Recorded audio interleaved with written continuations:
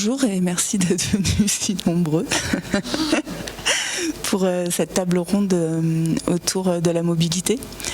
Alors au départ, cette table ronde devait s'appeler Sex and the City et puis finalement les organisateurs ont trouvé que c'était peut-être un peu trop grivois dans ces locaux, ça aurait pu choquer.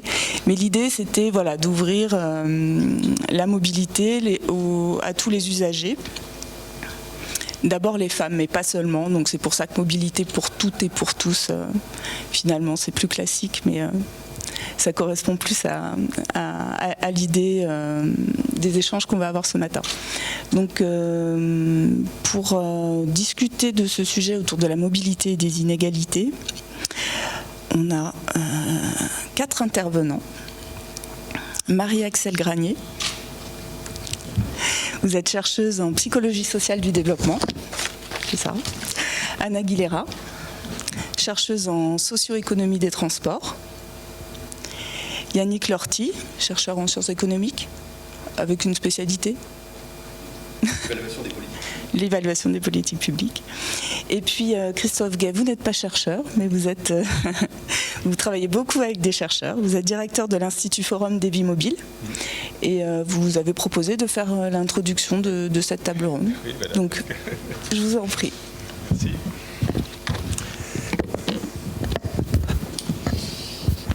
Ok. Donc, pour aborder cette table ronde, ce que je voudrais faire, c'est d'emblée la poser sous un angle politique et sous l'angle en fait de la question de l'égalité qu'on peut envisager ou pas vis-à-vis de la mobilité.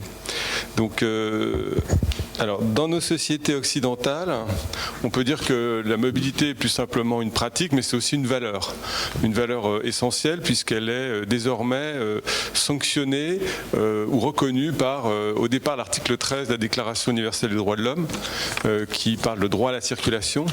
Et puis, ça est devenu un peu le droit à la mobilité et François Hacher, qui était urbaniste, économiste, parlait, lui, à propos du droit de la mobilité, du droit de tous les droits, c'est-à-dire de ce droit qui conditionnerait finalement l'accès à tous les autres droits, l'emploi, l'éducation, la santé, dans la mesure où, effectivement, pour lui, la possibilité de se déplacer était fondamentale pour accéder à l'ensemble des ressources disponibles. Donc, au regard de l'importance qu'a pris ce droit, et en tout cas cette valeur, il convient de s'interroger finalement sur la question de notre égalité dans l'exercice de ce droit. Et donc, ce que je vais poser d'emblée, c'est qu'en réalité, nous ne sommes absolument pas dans une situation d'égalité. Et au contraire, on peut dire qu'il existe une sorte de hiérarchie cinétique, une sorte de hiérarchie face au mouvement extrêmement forte, qui se manifeste à la fois en termes de capacité à effectivement être mobile et d'autre part en termes d'expérience du mouvement quand on est mobile. Et puis, dans un deuxième temps, ce que je voudrais faire, c'est au fond interroger ce droit à la mobilité qui, en fait, se transforme désormais en une sorte d'injonction et en une sorte de norme à la mobilité pour interroger la question de notre droit à l'immobilité. Voilà, puis je conclurai sur la question écologique. Donc, dans un premier temps, donc, regardons un petit peu ces inégalités cinétiques que je viens d'évoquer. Donc, on va le faire de manière très rapide. Je voudrais juste rappeler, peut-être, avant de les aborder, à quel point nous vivons dans des sociétés qui ont été transformées par la possibilité d'accès, justement, à cette mobilité rapide. Avant le 19e siècle, c'est-à-dire avant l'invention du train, la vitesse de déplacement, enfin en gros on faisait 4 km par jour environ en moyenne. Aujourd'hui on peut estimer en France qu'on en fait 40 km. En fait des études plus récentes qu'on vient de conduire montrent qu'on en fait encore plus, mais restons sur ce chiffre de 40 km en moyenne par jour. Et aux États-Unis on en fait 80. Voilà. À l'échelle du XXe siècle, les déplacements internationaux ont été multipliés par 40, alors même que la population mondiale, elle, n'a pas été multipliée par plus de 3. Et on peut dire que du coup, la vitesse est devenue un symbole de liberté et même pas mal un symbole de virilité, en particulier par son association avec la maîtrise de la voiture. On le voit dans des films, pour ne citer que 2 exemples, dans Bullitt, qui est un film des années 60 avec Steve McQueen, qui met en scène ce personnage emblématique. On pourrait peut-être citer de manière encore plus contemporaine le film qui vient de sortir sur Le Mans, qui est un revival, mais qui montre au fond la fascination continue pour la vitesse. Et puis je ne résiste pas au plaisir d'évoquer The Fast and the Furious, qui est 7 blockbusters, peut-être même 8 maintenant, qui mettent en scène beaucoup des hommes bourrés de testostérone qui conduisent des bolides ultra rapides et qui provoquent des accidents absolument spectaculaires. Voilà, donc au fond, une sorte de fascination continuée pour la voiture, pour la liberté qu'elle incarne et pour la vitesse. Alors ce qu'il faut voir, c'est qu'au fond, cette mobilité rapide aussi, elle s'est démocratisée, c'est un autre élément vraiment caractéristique, puisque en réalité, quand on regarde le prix qui permet d'accéder finalement à cette mobilité, en particulier à la mobilité automobile, il a en réalité baissé, comme le montre Yves Crozet. Donc on est dans ce monde-là, un monde qui s'est organisé autour, à travers, par la possibilité de se déplacer rapidement, ce qui a provoqué des effets de réorganisation de nos modes de vie, des territoires, urbains, périurbains, et c'est un phénomène vraiment fondamental. Mais nous sommes dans une situation d'inégalité face à cette mobilité, et donc maintenant ce que je vais faire, c'est que je vais en dresser un portrait à la fois impressionniste, rapide, mais qui montre bien à quel point cela atteint toutes les échelles de nos vies. Donc la première chose, c'est que la première chose, c'est que clairement les inégalités, elles existent en fonction des types de territoires dans lesquels on développe son mode de vie. Quand on est dans un territoire rural, dans un territoire périurbain, la dépendance à la voiture, et là vous avez une photo qui est une photo issue du périurbain américain, mais on aurait pu faire à peu près la même dans le périurbain français, eh bien on va pas du tout avoir la même dépendance au mode de transport que si on vit dans une ville où là on va pouvoir bénéficier de transports collectifs beaucoup plus efficace, mais par contre on va retrouver là un autre type d'inégalité possible qui est qui est une inégalité genrée, puisque on a dans un certain nombre de pays dans le monde, face au harcèlement sexuel des femmes, en particulier donc dans les transports collectifs, la mise en place de systèmes de wagons réservés. Et donc là c'est une photo qui montre une situation japonaise. Donc les femmes, elles échappent au harcèlement sexuel, mais par contre elles échappent pas à la congestion. Donc c'est un deuxième niveau d'inégalité. Ça, c'est après l'inégalité des territoires, c'est l'inégalité à l'échelle des corps. Et cette inégalité à l'échelle des corps, on va la retrouver également en fonction de ses capacités physiques, en fonction de son handicap physique, par exemple. Alors, ça peut être un handicap permanent, mais ça peut être aussi, bien sûr, un handicap conjoncturel. Hein. On est enceinte, on a une poussette, on s'est cassé une jambe ou un bras. Bien sûr, on va pas avoir les mêmes possibilités d'accès à l'espace public et ou au système de transport. C'est aussi à l'échelle des corps que se manifeste une égalité qu'on oublie parfois, qui est le fait d'être racialisé, comme on dit désormais, en fonction de sa couleur de peau, de son type. On va subir des contrôles dans l'espace public ou dans les espaces de transit, comme sur cette photo, qui vont être beaucoup plus forts si on est noir, si on est de tic maghrébin, ou même si on se déplace en voiture, comme on le voit aux États-Unis. Donc ça, c'est encore un autre niveau d'inégalité face au déplacement. Et bien sûr, une inégalité évidente qu'on connaît tous, c'est celle qui dépend de notre niveau de revenu. Quand on est un VIP, qu'on peut payer un ticket de déplacement en avion, en train, comme ici dans la salle d'attente d'Eurostar, on peut accéder donc à des conditions de confort particulièrement agréables, avec des coupe-fils qui vont nous permettre de franchir les contrôles très rapidement, alors que si on est en classe économique, on aura de moins bonnes conditions d'attente et on n'aura pas cette possibilité de franchir les contrôles rapidement. Et bien sûr, c'est encore plus vrai si on a un utilisateur d'un car low cost, où là, évidemment, les conditions de transport elles-mêmes sont moins bonnes, mais les conditions d'accueil dans les gares ou dans les étapes intermédiaires sont, elles, particulièrement mauvaises, puisque très souvent, on va s'arrêter sur une aire d'autoroute, à côté des routiers, dans les odeurs d'urine, comme le montre une enquête qu'on vient de conduire sur les conditions de déplacement dans ces transports. En tout cas, c'est une forme d'inégalité qui s'y manifeste. Enfin, une autre forme d'inégalité, c'est en fonction finalement de la capacité qu'on a à maîtriser son temps et à choisir le lieu dans lequel on habite, qui fait que dans son accès au déplacement, on va être soit prisonnier finalement de la congestion, soit on aura au contraire une beaucoup plus grande liberté. Et puis un autre niveau d'inégalité qui lui à une autre échelle territoriale, qui est à l'échelle nationale et ou internationale, c'est celle qui atteint le migrant. À titre d'exemple, un Français peut accéder à plus de 164 pays sans visa, alors qu'un Afghan, lui, accède à une trentaine de pays sans visa. Voilà, donc l'inégalité, là, dans le déplacement, elle est absolument flagrante. Donc au fond, ce que ce très rapide panorama révèle, c'est que les mobilités se déroulent dans un contexte de pouvoir, et les pouvoirs politiques, les pouvoirs économiques, les forces sociales s'exercent sur la mobilité et lui donnent une valeur, une signification extrêmement différenciée, suivant qu'on est un migrant, un homme d'affaires international, un touriste. Très clairement, on ne va pas avoir la même possibilité de se déplacer, on ne va pas faire la même expérience du déplacement, et de tout temps, finalement, il y a un lien entre mobilité et contrôle du mouvement. C'est particulièrement flagrant au XIXe siècle avec l'apparition du chemin de fer, la mise en place d'une police de la migration et des chemins de fer, la mise en place de nouveaux types de papiers administratifs. Et on voit qu'il y a aujourd'hui, on le voit en Chine à travers les mises en place du système de contrôle spatial, reconnaissance faciale.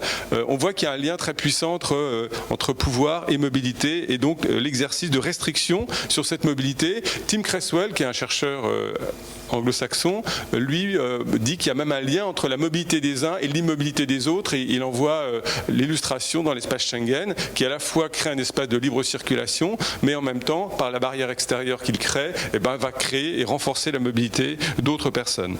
Voilà, donc pour conclure de manière un petit peu frappante, imagée, au risque d'être un peu trop caricatural, je vous propose cette image qui concerne une représentation de la manière dont, y compris lorsqu'on est dans un même mode de transport, et Dieu sait que ce mode de transport, il n'est pas accessible à tous, hein, il y a à peu près 5% de la population mondiale qui a utilisé un avion aujourd'hui, donc c'est très très inégal, mais même dans ce mode de transport, on voit que les VIP en tête d'avion, ils ont plus d'espace, plus de services, plus de champagne, plus d'oxygène, plus de toilettes, contrairement aux voyageurs de la classe économique à l'arrière, et encore plus peut-être par rapport à l'immigré qui va peut-être tenter sa chance en voyageant dans le train d'atterrissage, comme on sait que ça peut arriver, au risque même de sa vie.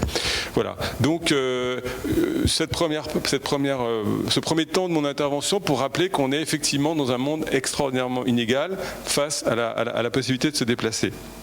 Alors maintenant, ce que je voudrais faire rapidement, c'est interroger finalement la valeur mobilité en tant que telle et le droit à la mobilité en tant que tel, puisqu'on est aussi dans un monde où la valeur prise par la mobilité est tellement importante que d'une certaine manière, on passe d'une logique de droit à une logique de normes et d'injonctions. Donc un livre récent de Christophe Minck et Bertrand Montoulet, qui a été publié cette année ou l'an dernier, rappelle que finalement on est dans une situation où effectivement la mobilité devient une norme. Donc c'est une norme pour le déplacement, mais c'est aussi une norme pour être toujours en mouvement, toujours actif, toujours participants de projets, et évidemment il y a un lien très fort entre cette norme à la mobilité géographique, à la mobilité spatiale et à la mobilité sociale, à la capacité de se renouveler constamment, de s'inscrire constamment dans les projets. Donc on pourrait dire que la mobilité est considérée comme un bien absolu, on pourrait dire qu'on est rentré dans un monde qui croit profondément à ce que dit François Hacher, ce que j'évoquais tout à l'heure, la mobilité, droit de tous les droits, et donc d'une certaine manière c'est une injonction qui devient une norme à tel point par exemple que le Pôle emploi, aujourd'hui en France, considère qu'un emploi est jugé acceptable à moins de 2 heures de chez soi aller-retour ou de 60 km aller-retour, ce qui est beaucoup plus que la moyenne du temps passé ou que la moyenne des kilomètres parcourus par un Français. Donc on est dans une situation où la liberté, la mobilité-liberté devient de plus en plus une injonction. Or, ce qu'il faut voir, c'est que pour certaines populations, par exemple pour les plus modestes, il y a des cas où cette espèce d'injonction à la mise en mouvement peut être problématique. C'est ce que montrent entre autres les travaux de Sylvie Foll, de Leslie Belton-Chevalier, qui montrent que pour les plus modestes, la mise en mouvement obligatoire peut conduire à la rupture des systèmes d'interaction sociale, des systèmes de solidarité locaux dans lesquels les plus pauvres trouvent les ressources et la solidarité nécessaires pour faire face à la vie quotidienne et aux épreuves de la vie quotidienne. Donc la mise en mouvement peut être problématique par rapport justement à l'accès à ces ressources qui sont indispensables à la vie. D'autre part, il faut voir que la mise en mouvement n'est pas qu'une source de bonheur et de félicité. Alors elle concerne tout le monde parce que contrairement à certaines représentations, on a des plus modestes et des plus pauvres qui sont extrêmement mobiles et subissent assez largement d'ailleurs cette mise en mouvement, peut-être plus que ceux qui ont plus de moyens et plus de diplômes. C'est ce qu'on a vu dans un travail qu'on a fondé avec Vincent Jarousseau qui portait sur la mobilité des plus pauvres dans la ville de Denain, qui a donné lieu à un roman photo publié aux Arènes, dans lequel on voit qu'il y a une partie de cette population, donc qui est dans une ville en shrinking cities, de désindustrialisation, extrêmement pauvre, dans lequel on voit qu'une partie de la population est extrêmement mobile pour trouver un emploi et pour accéder à des ressources. Toujours est-il qu'aujourd'hui, la grande mobilité, elle est problématique. On l'a vu aussi dans une recherche sur la grande mobilité liée au travail, puisqu'elle conduit à une fatigue, une aliénation, y compris lorsqu'on l'a choisie, et elle conduit à un taux de divorcialité 2 fois plus important. Un autre exemple, aujourd'hui, les compagnies d'assurance taxent plus fortement les emprunts de ceux qui effectuent plus de 15 000 km par an. Et donc on voit bien que la grande mobilité est une source de problèmes. Et je voudrais de ce point de vue-là donner les résultats d'une grande enquête qu'on a conduite en 2015 qui portait sur les aspirations des Français et en particulier leurs aspirations en termes de mobilité dans leur mode de vie. Et un résultat absolument écrasant sur lequel je pourrais revenir ultérieurement, c'est que 8 Français sur 10 aspirent à ralentir. Voilà. Donc on voit que la grande mobilité, alors même qu'elle devient de plus en plus une injonction, est aussi peut-être une source de problème. Donc ce qu'il faut voir, c'est que face à cette norme, on n'a pas tous les mêmes capacités, on n'a pas tous les mêmes moyens pour en sortir, éventuellement, si on le souhaite, en fonction de son niveau de revenu, en fonction de son niveau de diplôme. On n'a pas la même possibilité de choisir son lieu de résidence, on n'a pas la même possibilité pour se rapprocher de son travail, on n'a pas la même possibilité éventuellement de choisir un travail proche de la résidence dont on dispose déjà, on n'a pas la même liberté. Et donc au fond, ce qui nous paraît crucial, c'est pas simplement la question d'un droit à la mobilité, mais c'est plus largement aussi, on pourrait dire, une sorte de droit à l'immobilité. Alors ça veut dire au fond moins de mobilité, une mobilité moins frénétique, et au fond l'enjeu crucial pour nous, ce serait de poser la question du droit à la capacité à maîtriser son mouvement.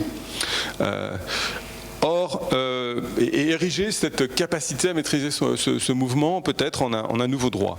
Mais pour cela, il faut repenser la question de l'accès aux ressources. Parce qu'aujourd'hui, il faut repenser au fond la question de la spatialisation des ressources, l'emploi, l'éducation, la santé, les aménités alimentaires, de loisirs. Et il faut au fond arrêter de faire de la mobilité, des déplacements, on pourrait dire la variable d'ajustement de toutes les autres politiques qui se déploient aujourd'hui sur les territoires. C'est donc au fond une question on pourrait dire de justice spatiale qui est en jeu. J'ai évoqué au fond dans une première partie des questions qui sont des questions de justice mobilitaire, mais il nous semble que si on veut introduire cette question du droit à la maîtrise de son mouvement, il faut aussi penser cette question de justice spatiale qui permettrait au fond de penser l'accès aux ressources autrement qu'à travers le déplacement et donc favoriser une nouvelle forme d'accessibilité qui est une question donc d'aménagement du territoire, mais aussi de mise en transversalité des politiques publiques. Alors, ça nous paraît d'autant plus important, là je parle au nom du Forum Vie Mobile, qu'aujourd'hui on est quand même rentré, et je terminerai sur ce point, dans une nouvelle phase qui est une phase de transition écologique, et évidemment la question des déplacements, elle pose problème dans ce contexte-là, dans la mesure où le secteur des transports, il faut le rappeler, est en France responsable de 38% des gaz à effet de serre. Donc on est face à... Et il continue d'augmenter malgré les politiques publiques déployées depuis de très nombreuses années. Donc on est face à un sujet crucial qui va probablement nous amener à réfléchir justement sur la quantité de déplacements auxquels on est amené à recourir aujourd'hui. J'ai commencé sur ce point en disant qu'on était dans un monde où le déplacement était devenu incroyablement facile et devenu une norme. Eh bien, il nous semble qu'aujourd'hui, on est face à un moment où il va falloir repenser cette question de la place des déplacements et les repenser en articulant ensemble la question écologique et la question sociale, et donc la question des inégalités. Comme l'a montré le mouvement des Gilets jaunes, en articulant dès le départ, donc le mouvement des Gilets jaunes commence, si vous vous en rappelez, sur des questions de remise en cause de la taxation de leurs déplacements, et ils me font tout de suite le lien entre leur propre mobilité taxée, on pourrait dire la mobilité de monsieur et madame tout le monde taxé, et l'absence de taxation du kérosène qui permet la mobilité d'une partie beaucoup plus petite de la population. Donc eux d'emblée, ils installent cette question de la justice mobilitaire en articulant des échelles qui généralement ne sont pas toujours articulées. Et nous, il nous semble qu'au fond, cette question, elle est devant nous, et il va falloir la penser, cette question de justice mobilitaire, cette question de justice spatiale, il va falloir les penser, pas simplement comme des questions d'expertise, mais profondément comme des questions politiques. Et c'est d'ailleurs pour cette raison que le Forum Vie Mobile a lancé une initiative qu'on appelle le Forum citoyen des vies mobiles, qui consiste à donner la parole aux Français pour faire des propositions de transformation de leur mode de vie mobile, sous l'aune à la fois de leurs aspirations et sous l'angle de la soutenabilité. Merci. Vous avez ouvert plein de portes, on ne va pas toutes les franchir, mais on peut commencer par Anna Aguilera autour de cette question de l'immobilité choisie et de la mobilité contrainte. Vous travaillez plutôt sur la mobilité contrainte. Comment on est passé autour de la voiture, ce symbole de liberté, d'évasion, à un objet finalement très contraignant aujourd'hui dans certains territoires, et pour qui ce mode de déplacement devient une contrainte et où ? Oui, merci. Donc, je suis Anna Aguilera, je suis dans un laboratoire qui est juste en face, là, le laboratoire Ville, Mobilité, Transport, qui dépend de l'IFSTAR, de l'Université Marne-la-Vallée et de l'École des Ponts. Et donc, on travaille beaucoup, on est plutôt des chercheurs en sciences humaines, et on travaille beaucoup à partir de données d'enquête, soit des enquêtes disponibles nationales sur la mobilité, soit à partir d'entretiens, pour mieux comprendre les modes de vie des ménages. On essaie de mieux comprendre leurs pratiques de mobilité en les resituant vraiment dans un ensemble beaucoup plus large, qui n'est pas juste je choisis un jour mon mode de déplacement, mais plus largement comment j'ai construit la façon dont j'ai choisi ma localisation par rapport à mon lieu d'emploi, par rapport à d'autres lieux, comment je suis organisée au sein du ménage, mes enfants, etc. Mon mode de vie, mon programme d'activité, et comment la mobilité finalement est un élément à la fois, alors il y a des choses qui sont contraintes, aller au travail en général on n'a pas le choix, puis d'autres déplacements qui vont être plus choisis, et comment les gens font leurs arbitrages, etc. Et quelles sont... Alors, inégalité, c'est toujours, moi je trouve toujours très délicat d'en parler. En tout cas, il y a des différences. Après, parfois, on peut les interpréter ou pas en termes d'inégalité, mais en tout cas, il y a des différences fortes. Et les différences, sur lesquelles moi je voudrais revenir, c'est plutôt sur l'aspect, donc, qui a été très bien évoqué par Christophe Gay, sur les questions de territoire. Et derrière, je suis tout à fait d'accord sur le diagnostic, sur la primauté de raisonner en termes d'aménagement, qui est souvent très difficile à faire passer, parce que les gens pensent transport, innovation dans les transports, et on leur dit, mais il y a surtout un problème d'aménagement, et c'est plus par là, je pense qu'on réglera beaucoup de choses, plutôt qu'en mettant des systèmes de plus en plus sophistiqués, etc., qui coûtent de plus en plus cher, et qui vont probablement pas forcément améliorer beaucoup de choses, tant qu'on n'aura pas touché aux questions de localisation, des ménages, mais aussi, moi j'y reviendrai, je pense que c'est un élément très important, des activités économiques, parce qu'on met toujours tout sur le dos des ménages, je trouve, c'est-à-dire il faut, alors voilà, ils sont localisés loin, ils prennent la voiture, ils polluent, etc. Souvent quand même, ils n'ont pas vraiment le choix, ou en tout cas ils sont très contraints, parce qu'il y a ces fortes compétitions pour l'espace, et je pense que interroger les stratégies d'implantation des entreprises et comment on les laisse aussi s'implanter sur des zones qui n'ont aucune desserte, etc., comme on le voit là, moi j'habite un peu plus loin, le long de l'A4, où des zones logistiques posent tous les jours, je pense pas que les gens puissent venir autrement qu'en voiture, sans parler du fait que souvent les horaires sont décalés, etc., etc. Donc de toute façon, les transports en commun sont absolument inadaptés. Donc pour revenir plus précisément sur ces questions de territoire, c'est vrai que donc vous posez la question de dépendance, contraintes, etc. versus liberté. Je ne sais pas si la voiture n'est plus synonyme de liberté. Je pense que pour pas mal de gens, quand vous discutez encore, il y a encore des valeurs très positives autour de la voiture, en général, parce qu'elle permet des choix de localisation qui n'étaient pas possibles avant, des flexibilités de mode de vie qui fait que même si vous habitez à 30-40 km de Paris, vous pouvez quand même plus ou moins avoir un mode de vie qui va ressembler à celui d'un Parisien. Enfin, on va dire que vous n'allez pas être forcément complètement bridé dans le fait que vos enfants vont pouvoir aller à l'école de danse, faire du piano, etc. Enfin, je veux dire, allez faire vos courses, allez faire votre sport, etc. Tout ça grâce à la voiture. Et donc, il faut quand même revenir 40-50 ans en arrière, où croissance démographique, croissance des activités, on a profondément réorganisé les villes, et la voiture ou la route en général a été un élément très profond de ces réorganisations qui, pour une partie des gens, je pense, était plutôt quelque chose de positif. Alors, parce qu'on lit beaucoup le phénomène de périurbanisation, d'étalement sur des contraintes, mais je pense que quand on va interroger les gens, il y a beaucoup de gens pour qui finalement il y a derrière un idéal de vie, notamment plus vert, peut-être plus tranquille aussi sur certains aspects qu'en ville où on est dans les transports congestionnés, etc., la promiscuité et tout ça. Donc la voiture n'est pas vue simplement que comme un élément d'esclavage, même s'il le devient quand les coûts augmentent fortement, et c'est ce qu'on voit avec les gilets jaunes. Parce qu'en fait, ce qui s'est passé, c'est que depuis des décennies, il y a eu ce mouvement de réorganisation des formes urbaines, des lieux de résidence et aussi des lieux d'emploi, qui fait que finalement les termes de la compétition pour l'espace ont changé. Et on a vu des redéploiements, finalement, en gros, pour caricaturer, mais c'est un peu ça, les meilleures localisations périurbaines, c'est-à-dire celles qui sont situées à proximité de transports en commun ou dans des communes agréables, plutôt bien fournies en services, etc., sont fortement appréciées par les ménages jeunes plutôt aisés. Et finalement, on a relégué, effectivement, toujours plus loin, les populations plus modestes.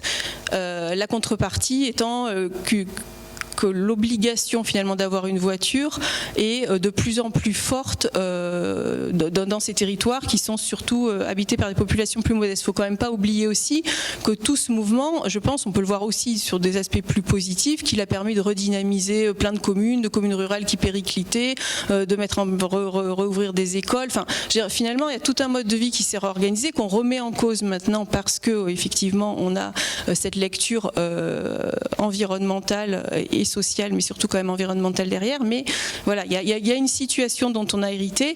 Alors, ce qui est inquiétant, évidemment, c'est que quand on regarde alors les usages, ça je vous apprends rien, les usages de la voiture, le taux de motorisation, c'est-à-dire le nombre de voitures par ménage, il augmente fortement plus on s'éloigne de Paris, avec des différences qui sont, ce que je vous dis, des communes bien placées par rapport au transport, d'autres moins bien placées, etc. Mais en gros, à Paris, il y a 2/3 des ménages qui n'ont pas de voiture, et en Seine-et-Marne, on doit être à les trois quarts ou même plus, 2/3 enfin pas les 2/3, c'est moins que les 3/4, mais mettons 80 ou 85% des gens qui ont au moins une voiture. Et souvent deux, en fait, parce qu'il y a les deux actifs, les deux personnes travaillent, etc. Ce qui se passe, c'est que le budget transport, il pèse très fortement dans le budget des ménages. C'est le 3e poste de dépense en France, c'est la plupart des cas, enfin c'est le cas dans beaucoup de pays. Et donc derrière l'alimentation, le logement, ou le logement, l'alimentation, je ne sais plus dans quel ordre ça va. Et en fait, ce qui est intéressant, c'est que les travaux notamment de Jean-Pierre Orfeuille, mais aussi plus récemment Nicolas Coulombelle et Fabien Laurent dans mon laboratoire, ont montré que, en gros, la part du logement, elle varie pas beaucoup dans le budget suivant où on habite. Par contre, la part du transport, elle varie très significativement. Et ils montraient que les ménages qui habitent à Paris, c'est à peu près 7% de leur budget, alors que pour la mobilité quotidienne, on ne parle pas des gens qui partent en vacances en avion. Pour la mobilité quotidienne, 7% de leurs dépenses, de leur budget, c'est les transports. Et plus on s'éloigne, on est à peu près au double quand on est dans des communes de banlieue, ou on va dire des polarités comme ici, à Marne-la-Vallée, des villes nouvelles. Et puis on est à 3 fois plus, donc plutôt dans les 20-25% quand on est dans les communes où vraiment il n'y a aucune autre solution de transport comme la voiture. Donc on comprend très bien que les gens, ils ont accédé à la propriété, à des logements un peu plus grands, enfin ils ont pu se localiser peut-être dans des endroits qu'ils considéraient plus agréables, ou en tout cas, mais au prix finalement d'un budget de transport qui est très important, et donc qui, pour les plus modestes d'entre eux, leur confère une très grande vulnérabilité à toute évolution de ce budget. Finalement, ça pouvait sembler modeste, l'augmentation qui était proposée, je veux dire mais tout de suite, c'est symboliquement une taxe de plus et un élément sur le budget qui va les obliger à encore plus rogner sur d'autres postes de dépenses. Et un une enquête qu'on avait faite. Alors ça date un petit peu, c'était avant les Gilets jaunes, mais quelque part c'est un peu précurseur, on va dire, de tout ça. On avait interrogé tout un tas de ménages, on avait fait un questionnaire, on a fait des entretiens dans des communes. Alors il y avait les communes situées autour de la ville nouvelle de Marne-la-Vallée, des communes dans le nord de l'Île-de-France, c'est la communauté de communes de Kernel, Pays de France, et des communes en vallée de Chevreuse. On avait demandé aux gens est-ce qu'ils pourraient se passer de la voiture. Ils disaient non. Par contre, on leur demandait, même s'ils avaient des solutions intermédiaires, enfin ils avaient envisagé des solutions en cas de forte augmentation du prix de l'essence. Mais c'était très peu du report modal parce qu'ils pouvaient pas, parce que soit il n'y avait pas dans la commune, soit c'était totalement inadapté à leur programme d'activité à eux, l'heure à laquelle ils devaient travailler, l'heure à laquelle ils devaient rentrer le soir, comment ils devaient récupérer leurs enfants, où ils devaient faire leurs courses. Par contre, du coup, ils disaient si l'essence augmente, ben, tout simplement, moi je vais rouler moins, je vais essayer de faire plusieurs déplacements au même endroit, je vais au centre commercial, puis j'en profite pour faire toutes mes courses, et puis je rentre, et puis j'en ferai pas d'autres. Ou alors rogner sur d'autres budgets, en particulier leur budget loisirs. Pas les loisirs des enfants, on essayait de pas toucher à ça, mais son loisir à soi, son sport, son machin, etc. Donc ils étaient vraiment dans une situation de très forte contrainte. Et ils avaient déjà finalement, on voit très peu de marge de manœuvre parce qu'en fait, ils étaient déjà dans des formes de rationalisation très poussées, d'optimisation de ce qu'ils pouvaient faire en fonction de où ils habitaient, des contraintes qu'ils avaient à faire et aussi un peu des activités un peu qu'ils voulaient mener pour avoir un mode de vie qu'ils considéraient comme agréable. Donc, on est dans des formes vraiment où les marges de manœuvre sont très faibles en l'état actuel. Et c'est pour ça que je pense que la voie de l'aménagement est très importante. Mais je peux y revenir. Et dans les futurs DAES, la solution, elle passera par l'aménagement selon vous, et pas par l'autopartage, par des nouvelles formes de déplacement. Il y a des évolutions des formes de déplacement. Moi, je vois plusieurs pistes en fait pour ces territoires. Bon, on voit que le covoiturage, l'autopartage, ça marche pas des masses. Alors pour l'instant, on peut se dire que ça marchera dans 5 ans, dans 10 ans, que sais-je, mais bon, on sait bien les freins, c'est compliqué pour les gens de s'organiser, de dépendre de son voisin, de son collègue de bureau, etc. Bon, même si maintenant il y a des formes de covoiturage qu'on appelle dynamiques, où on change les équipages, en fait, finalement, on n'est pas tout le temps, on essaie de trouver un covoitureur au dernier moment, mais bon, c'est facile quand on est à Paris, encore que ça marche pas très bien, mais quand on est au fin fond de la Seine-et-Marne, qu'il y a 3 voitures qui passent par heure devant chez vous, voilà, il y a très peu de chances que vous trouviez la personne qui va vous amener où vous voulez. Moi, je pense qu'il y a en termes de transport, je pense qu'il y a des pistes quand même sur beaucoup faire évoluer le vélo. Moi, je pense qu'il y a vraiment alors c'est pas innovant, hein, quoi qu'il y ait des vélos électriques, mais je pense qu'on a très peu et très mal développé et pensé les pistes cyclables, la cyclabilité de ces territoires périurbains. Franchement, pour l'instant, si vous voulez faire du vélo, moi, mes enfants, ils habitent en gros, le collège, il est à 5 km, ils pourraient le faire, mais c'est une départementale. Aucun parent ne lancerait ses enfants sur la départementale à 8h du matin. Donc, je veux dire, c'est impossible. Et je pense qu'il y a beaucoup de choses à faire. Les distances sont pas si élevées que ça quand on regarde les enquêtes. Les gens font 10-15 km par jour. Et il y a pas mal de choses qui pourraient se faire à vélo. Donc, je pense qu'il y a des choses sur le vélo. Et ensuite, il y a des choses sur l'aménagement du territoire. Et quand on avait regardé l'enquête dont je vous parlais tout à l'heure des communes alentours, on voyait de très fortes différences dans ces territoires périurbains. Donc, c'est vraiment des petites communes, hein, 1500, 2000 habitants, voire moins. Il y avait vraiment des fortes différences entre les communes qui avaient des services et des commerces sur place et les autres. Bon, quand il n'y a rien, évidemment, on ne peut pas faire ses courses sur place. Mais quand il y a, ou des médecins, ou la pharmacie, on voyait une très forte fréquentation du local et une revendication dans les discours des ménages d'une valorisation de ce local, qui n'était pas simplement du dépannage, c'est pas genre j'ai oublié ma boîte d'allumettes, bon ben je vais à l'épicerie du coin et puis je reviens. C'était j'essaye le plus possible, parce que j'ai idée que ça développe l'activité locale, le commerce local. C'est le commerçant en qui j'ai confiance, qui me fait toujours une petite promo. Et puis, c'est aussi des lieux de sociabilité. C'est des gens qui avaient vraiment un désir de participer à la vie de la commune, de s'intégrer. Et finalement, la fréquentation des ressources locales, alors qui étaient des ressources commerce, etc., et aussi les ressources naturelles. Le week-end, les gens, ils vont en forêt, ils vont se promener. Il y avait vraiment tout un discours de valorisation du local sur lequel, je pense, on peut s'appuyer. Alors, on ne va pas mettre tous les emplois d'emploi et tous les services à côté. Et je pense que du coup, il y a cette échelle très locale à repenser de la commune de résidence. Et ensuite, la deuxième échelle du bassin de vie de ces habitants du périurbain, c'était pas, contrairement à ce que peut penser Paris, très peu y aller, très peu y travailler. Et quand ils y vont, c'est comme ils y vont pour soit des soins médicaux qu'on ne trouve qu'à Paris, soit des loisirs, des culturels, qui ne sont qu'à Paris. Mais la plupart du temps, ils ne vont pas à Paris. Ils vont dans des espaces intermédiaires qui sont à 10-15 km de chez eux, pour lesquels il n'y a pas d'autre solution que la voiture. Et du coup, je pense qu'il y a cette échelle aussi à repenser.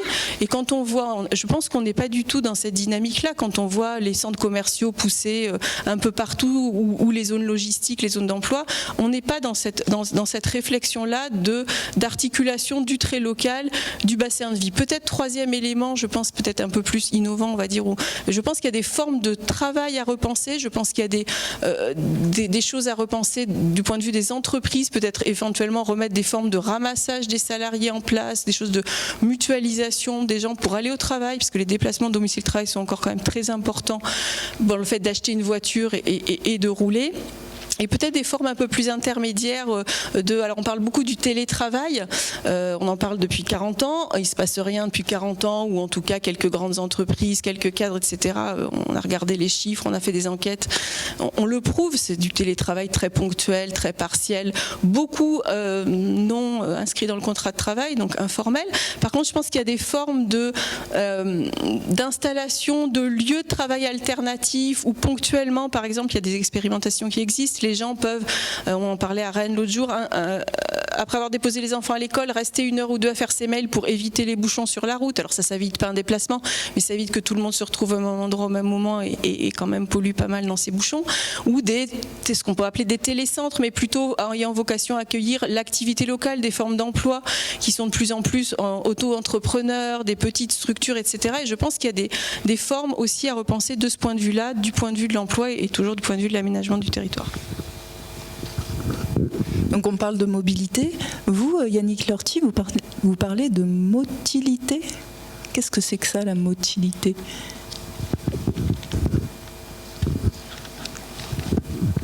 C'est la même chose. La motilité, c'est ce dont on parle ici, associé mobilité et transport, et donc une capacité des personnes à se déplacer de façon autonome dans l'espace en utilisant des moyens de transport individuels ou collectifs.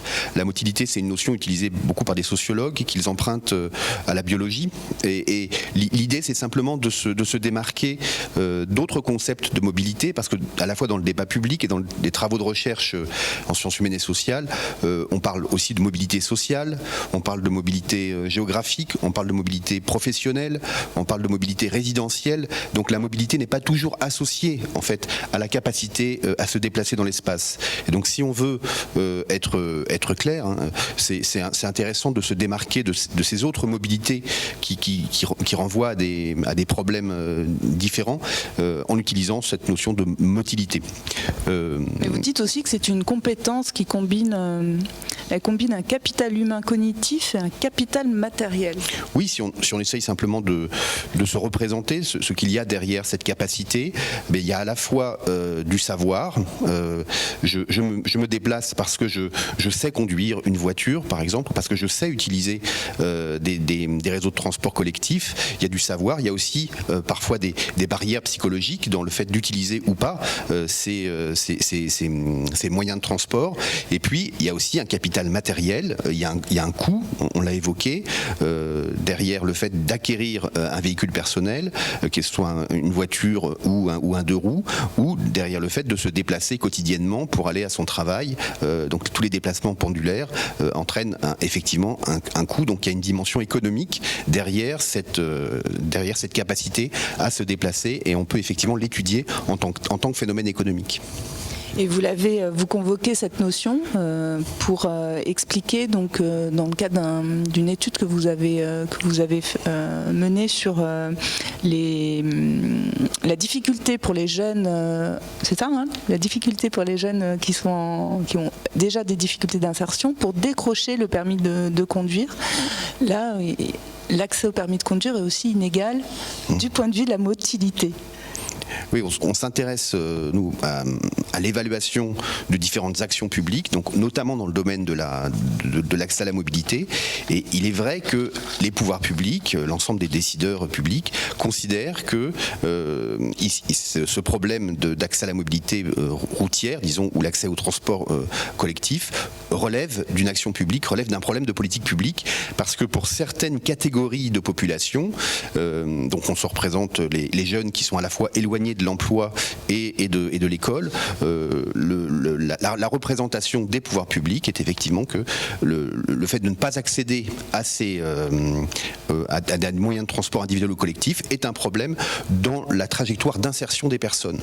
Alors c'est un problème effectivement dans l'accès à l'emploi, ça va être un problème du point de vue des personnes, ça va être aussi un problème du point de vue des entreprises. On a des travaux qui montrent que les entreprises sélectionnent les candidats à l'embauche en fonction de la distance domicile-travail, qui effectivement donc une distance affichée plus importante va être un facteur qui pénalise l'accès à l'emploi. Évidemment, du point de vue des personnes elles-mêmes, une distance plus importante par rapport au lieu de travail complique la recherche d'emploi et donc complique aussi le fait d'accéder à l'emploi. Et puis il y a une autre dimension, c'est l'accès aux formations. Effectivement, les problèmes de motilité vont compliquer pour des jeunes en difficulté d'insertion l'accès à une formation, donc plus tard l'accès à un emploi. Donc c'est la raison pour laquelle d'ailleurs il y a un grand nombre d'aides publiques qui sont déployées à la fois au niveau national, au niveau régional, au niveau départemental et même au niveau des villes. Il y a un grand nombre d'aides publiques, d'aides au transport, ciblées sur les ménages les plus pauvres ou ciblées sur des jeunes en difficulté d'insertion. Et ces aides donc, prennent des formes variées. Ça peut être des réductions de tarifs sur les abonnements de transport collectif. Ça peut être aussi des aides individuelles qui prennent la forme d'aide monétaire pour compenser le coût du permis de conduire. Et ça peut être aussi d'autres formes d'aides non monétaires, notamment les dispositifs d'accompagnement qui sont ciblés sur certaines catégories de population. Nous, ce qui nous intéresse, c'est d'évaluer ces dispositifs d'aide et on a conduit donc des évaluations de grands formats, en particulier sur les aides au permis de conduire, les aides monétaires. On a évalué une opération qui s'appelle 10 000 permis pour réussir, qui a été lancée par le Fonds d'expérimentation pour la jeunesse, et on s'est aperçu que ces aides monétaires, en fait, pouvaient produire des effets totalement inverses à ceux qui sont poursuivis a priori, c'est-à-dire que l'effet premier de ces aides au permis, ça va être d'éloigner les jeunes d'une trajectoire d'accès à la formation, d'une trajectoire d'accès à l'emploi. Parce que le fait même d'être dans une logique de passage des permis de conduire, c'est en fait, on est comme dans un dispositif de formation. Passer le permis de conduire, particulièrement en France, c'est long, c'est compliqué, c'est coûteux, et donc pendant tout le temps où le jeune est en mode je passe le permis de conduire, il ne fait pas autre chose, et notamment il n'est pas investi dans une autre formation où il va retarder son accès à l'emploi. Et donc il y a ce qu'on appelle un effet de lock-in ou l'effet d'enfermement dans le fait même de passer le permis de conduire. Et donc c'est lorsque les villes, les départements ou l'État ou Pôle emploi aident des jeunes ou d'autres catégories, notamment des demandeurs d'emploi ou des bénéficiaires du minima sociaux sous forme d'aide monétaire pour passer le permis de conduire. En fait, le premier effet de ces aides, c'est plutôt d'éloigner les personnes de l'emploi, et c'est seulement à long terme pour ceux qui effectivement réussissent le permis de conduire. Et en fait, c'est une proportion qui est relativement faible des personnes qui sont effectivement aidées, qu'on va produire un effet positif du point de vue de l'insertion sociale. Donc ça, c'est intéressant. Il peut y avoir des effets pervers des différentes aides sociales qui sont mises en œuvre pour passer le permis de conduire, notamment.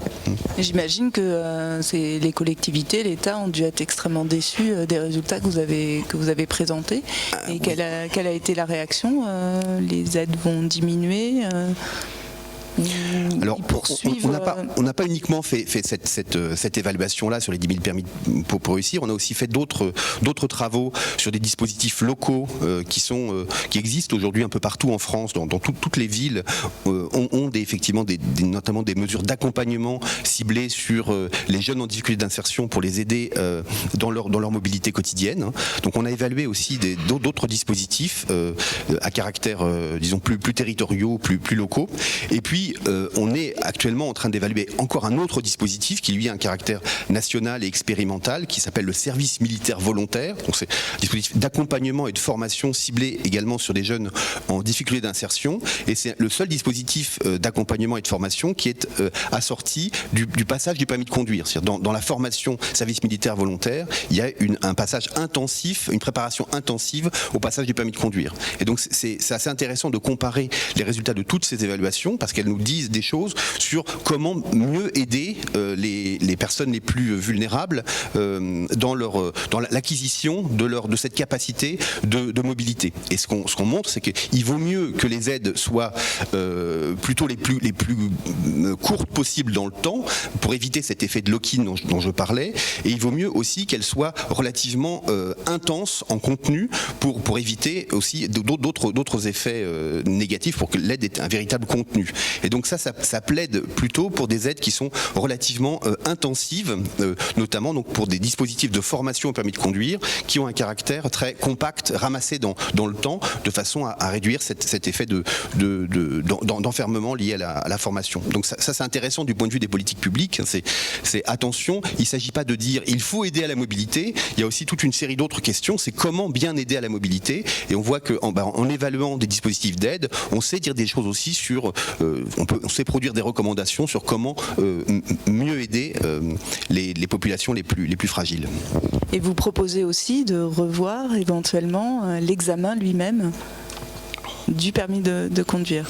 Alors, pour le moins de considérer qu'il y a un coût social important dans le fait de complexifier, comme on le fait à chaque nouvelle réforme du permis de conduire, chaque niveau de complexité supplémentaire dans les épreuves théoriques du permis de conduire ont un coût social et produisent donc élargissent la fracture spatiale dont on parlait tout à l'heure et conduisent effectivement les jeunes en difficulté d'insertion à avoir encore plus de difficultés à acquérir ce sésame pour l'emploi et pour le déplacement qu'est le permis de conduire. Donc une idée, effectivement, parmi d'autres, parce que tout ce qui peut concourir à réduire le coût du permis de conduire en France peut produire des effets positifs, mais il y a une idée qui consiste effectivement à peut-être simplifier les épreuves ou avoir des caractéristiques du permis qui soient davantage probatoires.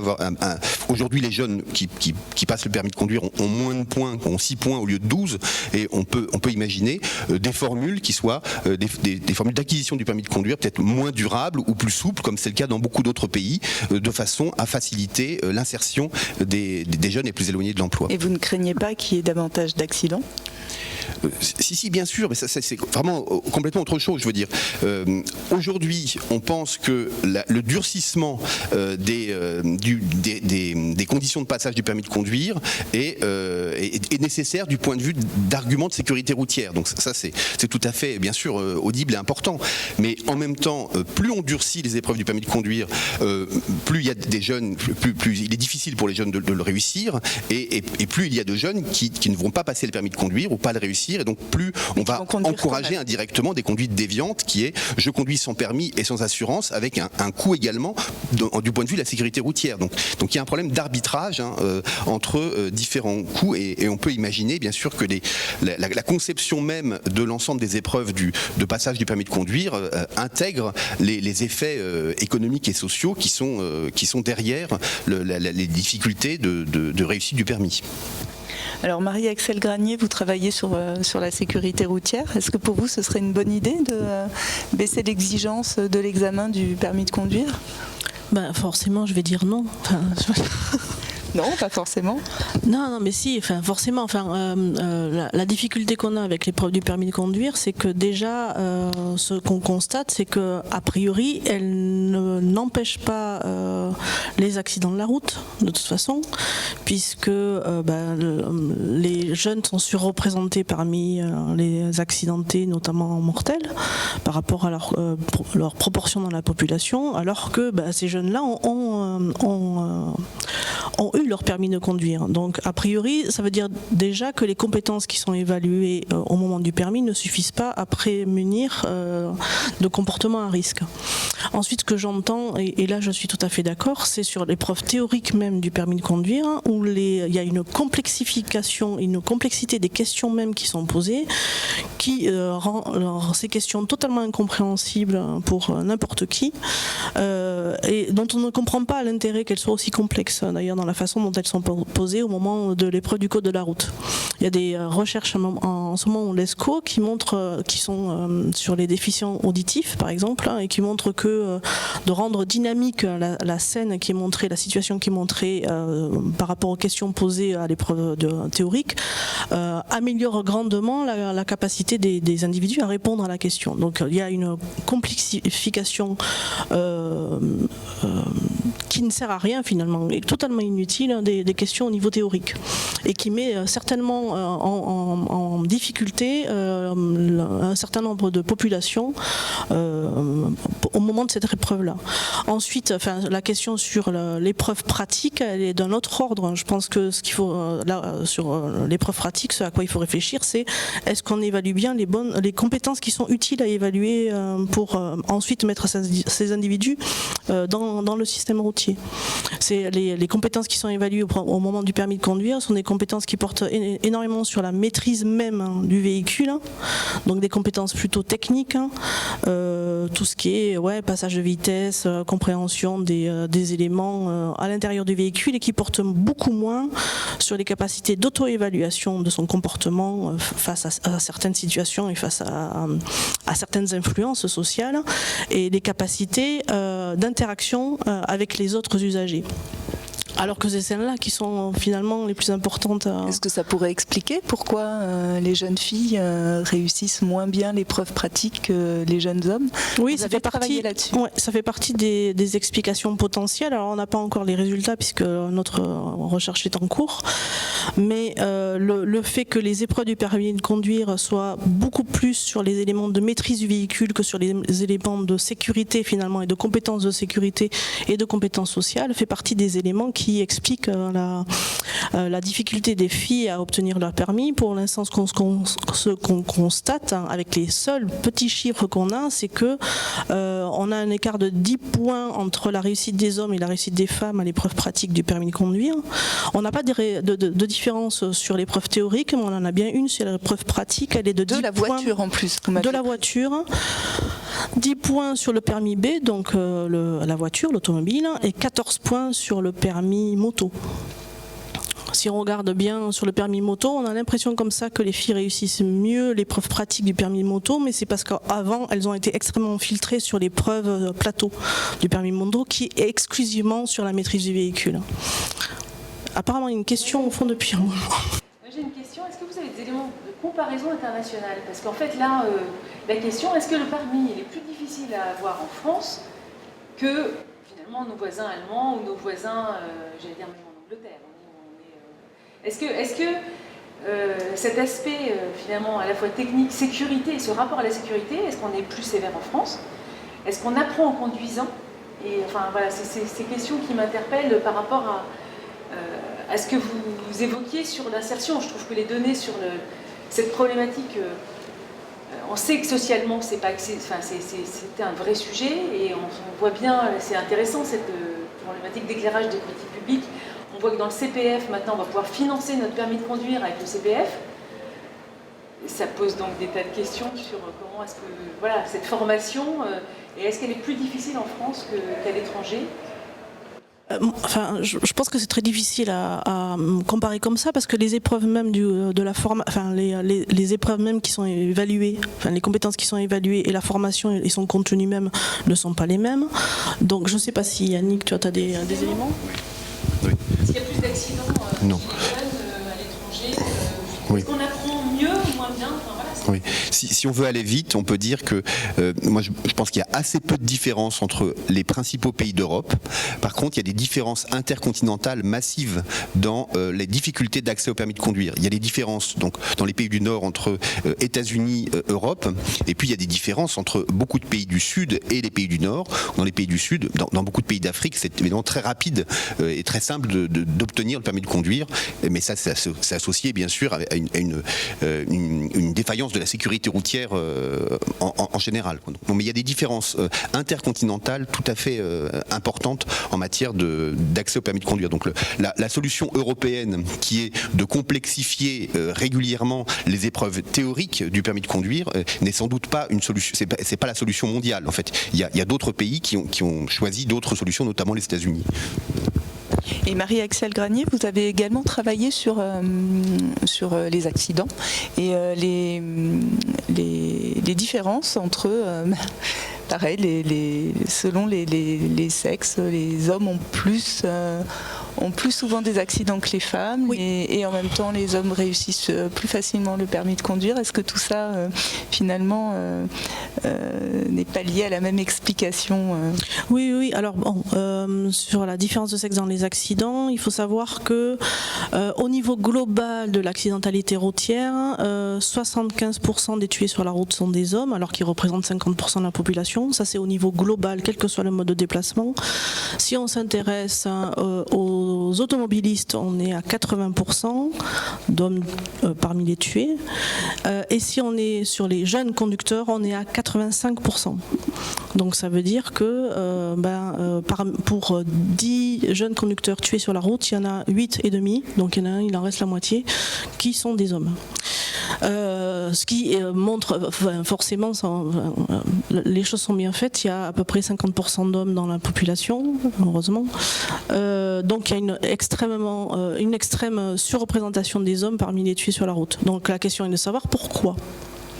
Pourquoi alors qu'à côté ils réussissent mieux leur permis? C'est ça qui est compliqué à comprendre. Donc ce que nous on étudie dans nos recherches en ce moment, c'est essayer de sortir d'une explication qui serait purement biologique en se disant bon mais ils sont comme ça quoi, c'est des hommes, voilà, ils conduisent vite, etc. Bon, voilà, c'est la testostérone, tout ça. Pour essayer d'avoir des explications un peu plus psychosociales qui s'intéressent à la façon dont finalement ces comportements des individus, qu'ils soient hommes ou femmes, sur la route et ailleurs, répondent à des attentes sociales construites petit à petit, historiquement, etc. Et donc les travaux qu'on a menés montrent que finalement on a un effet fort des stéréotypes de sexe et de l'adhésion des individus aux stéréotypes de sexe, donc à des attentes sociales sur ce que devrait être un homme ou une femme dans nos sociétés, et que cette adhésion aux stéréotypes de sexe permet d'expliquer pour une bonne partie pourquoi des individus, notamment des hommes, prennent des risques sur la route, et à la fois pourquoi ces mêmes stéréotypes finalement permettent d'expliquer aussi en partie pourquoi les femmes réussissent moins bien au permis. Anna Aguilera, vous aviez une question. J'ai le droit. Oui, non, c'est que quand je parle. Non, mais j'avais vu un travail qui montrait aussi que tu avais des inégalités d'accidents et notamment mortels par CSP. Que c'était plutôt les ouvriers qui mouraient en voiture, plus. Et il me semble qu'il y avait, alors j'ai lu le résumé tout à l'heure, donc voilà, qui liait ça en fait à des questions derrière, d'alcoolémie pas mal, d'alcoolisme on va dire, et du coup des gens très isolés, plus isolés socialement que d'autres, des questions à nouveau sociales mais pas forcément de genre, mais d'isolement, de précarité et de et prise de risque, alcool, alcool et accident quoi. Je sais pas si vous avez des choses comme ça sur les catégories socio-professionnelles. Non, c'est pas nous qui avons travaillé là-dessus. C'est plutôt Mathieu Grossetête, par exemple, qui a beaucoup travaillé là-dessus. Alors, à côté de comportements spécifiques des CSP défavorisés, il y a aussi tout simplement le type de véhicule auquel tu peux avoir accès en fonction de tes revenus, et des routes aussi auxquelles tu as accès. Il y a des travaux à l'IFSTAR qui ont montré, par exemple, que les territoires défavorisés étaient aussi les territoires dans lesquels l'accidentalité des enfants piétons dépend était la plus élevée, qui montre aussi un effet du manque d'aménagement, du manque de mise en sécurité d'un certain nombre d'espaces, etc. Donc oui, évidemment, il y a aussi des inégalités sociales dans ces choses-là. Après, toute la difficulté, c'est qu'est-ce qu'on fait par rapport à ces inégalités sociales-là. Celles de sexe, finalement, elles sont quelque part plus faciles, on va dire, enfin, en tout cas à appréhender, et puis peut-être à utiliser, enfin, à prévenir quelque part. Est-ce qu'elle joue davantage, surtout? Est-ce qu'elle jouerait davantage? Alors, ma connaissance des travaux de Mathieu Grossetête sur les différences sociales dans l'accidentalité fait que je serais incapable de vous dire si c'est plus une question de milieu social ou de sexe. Et puis de toute façon, il faudrait regarder à l'intérieur de chaque sexe si l'influence sociale est la même pour les hommes et pour les femmes, dont je ne suis pas persuadée non plus. Vous pourriez nous décrire quand même ces stéréotypes, ce qu'on attend, et depuis tout jeune, hein, vous dites dès l'âge. Alors les stéréotypes de sexe jouent à deux niveaux en fait en ce qui concerne le déplacement routier. Ils jouent à un niveau général parce que la prise de risque est déjà un attendu masculin, c'est-à-dire que la prise de risque est conçue dans nos sociétés, notamment occidentales, comme étant un marqueur de virilité finalement, et quelque chose que les parents vont attendre très tôt dans la vie de l'enfant, c'est-à-dire qu'ils vont considérer que la prise de risque d'un garçon est normale, naturelle, elle fait partie du fait qu'il est un garçon.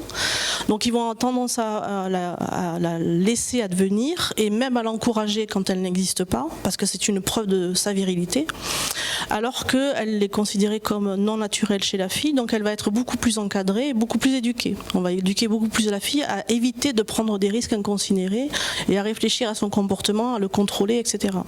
Donc très tôt dans la vie de l'enfant, on va trouver des différences de sexe dans la prise de risque qu'on va trouver notamment, par exemple, d'abord dans les prises de risque domestiques et dans les accidents domestiques, où là aussi on a une grosse différence entre les deux sexes.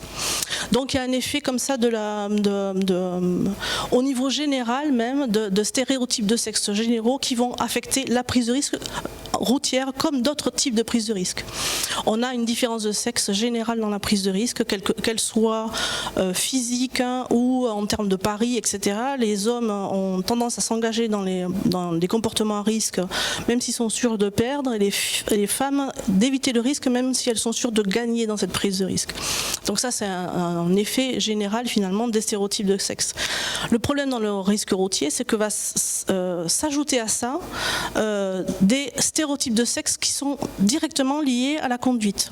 Le grand femme au volant, mort au tournant, qui est connu, ça c'est ce qu'on a montré dans nos recherches, qui est connu au moins à partir de l'entrée au collège. Alors quand je dis au moins, c'est parce qu'on n'a pas encore vérifié avant.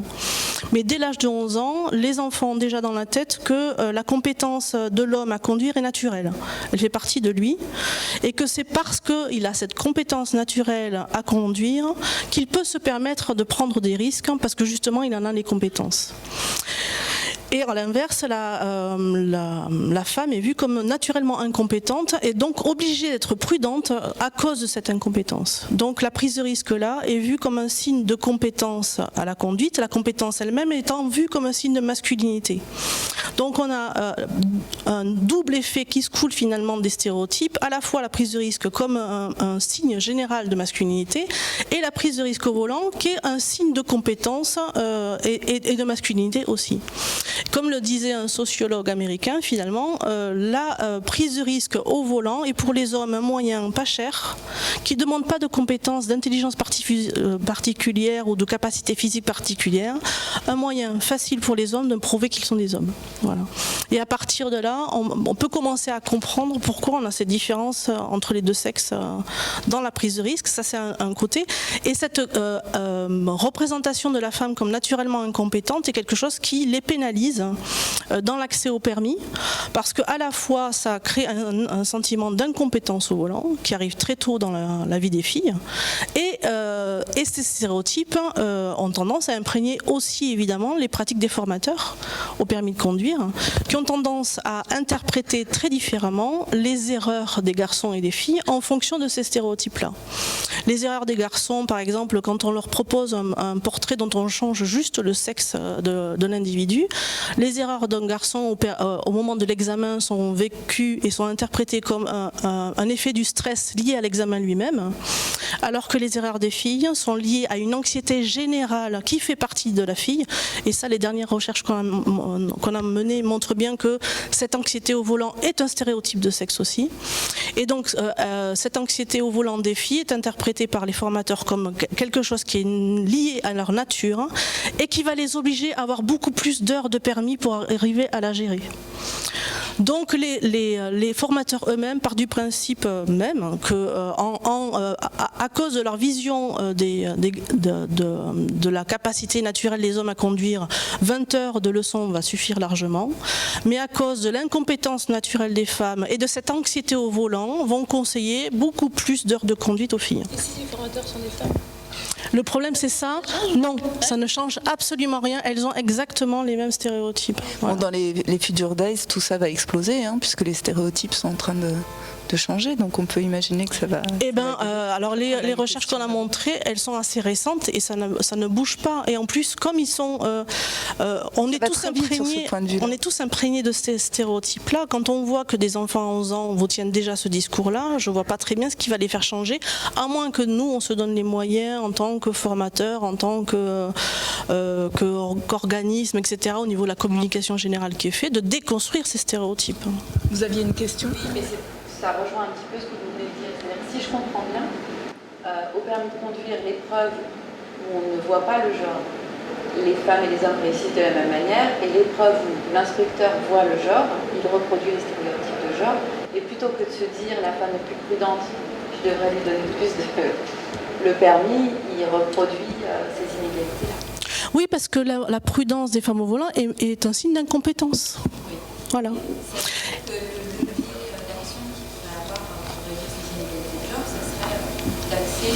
Majoritairement sur la formation des inspecteurs. Ah, certainement, oui. La formation des inspecteurs, la formation des moniteurs, et puis votre question me fait rebondir sur quelque chose aussi.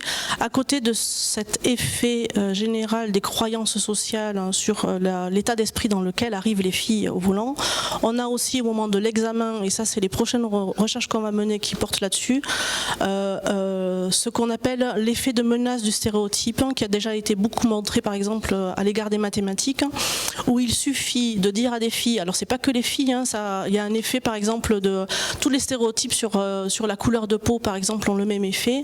Si les gens discriminés au départ par ces stéréotypes se sentent jugés en fonction de leur appartenance à ce groupe-là, ça fait chuter leur performance parce qu'ils cherchent tellement, ça occupe leur esprit, ils cherchent tellement à lutter contre ces stéréotypes que finalement ils vont les démontrer. Donc c'est ça qu'on cherche à montrer maintenant. Yannick Lorty, après... Juste un petit complément. En fait, nous, dans les différentes études qu'on a faites pour évaluer des dispositifs d'aide, notamment d'aide monétaire au permis ou d'accompagnement plus ou moins intensif au permis, il y a un point commun de tous ces dispositifs d'aide, c'est de réduire les inégalités de genre dont on vient de parler, en fait. Pour une raison toute simple, c'est si on réduit le coût du permis, même si le taux de succès des filles va être globalement plus faible à l'épreuve pratique du permis de conduire, on rend possible le fait de repasser plusieurs fois cette épreuve pratique, et donc au final on arrive à restaurer une certaine égalité de genre dans la difficulté d'accès au permis de conduire. Donc les dispositifs d'aide ont beaucoup de défauts, notamment le fait de plutôt éloigner les personnes qui en profitent de l'objectif final qui est leur insertion sociale ou professionnelle, mais du point de vue d'une certaine restauration de l'égalité des sexes, ils produisent un effet qui est plutôt positif. Ce qui veut dire aussi que le coût très élevé du permis de conduire en France est un facteur qui amplifie les inégalités de sexe face à la difficulté de l'épreuve du permis de conduire. Vous aviez une question? Oui, j'ai juste une question qui est peut-être anecdotique, mais est-ce que c'est pas contradictoire avec les études? Pendant très longtemps, on a entendu dire que du côté des assurances, les femmes leur coûtaient moins cher au volant parce que là, c'est un fait objectif, on n'est pas sur des préjugés ou Ah ben oui, mais en fait l'effet des stéréotypes il est aussi celui-là, c'est-à-dire qu'on les intègre dans notre conduite et qu'elles ont un effet réel sur le comportement. Et effectivement, les assureurs le disent eux-mêmes, les femmes leur coûtent beaucoup moins cher en termes d'assurance, en termes de coût des accidents que les hommes, notamment chez les plus jeunes, où là on a un rapport de 1 à 14 je crois en termes de risque. Et si les accidents, si les assurances ont été rendu égalitaire, finalement c'était pas le cas. Avant les femmes payaient moins leur assurance. C'est parce que des hommes se sont plaints au niveau européen en disant que c'était discriminatoire puisque ça se basait sur une chose qu'ils ne pouvaient pas changer.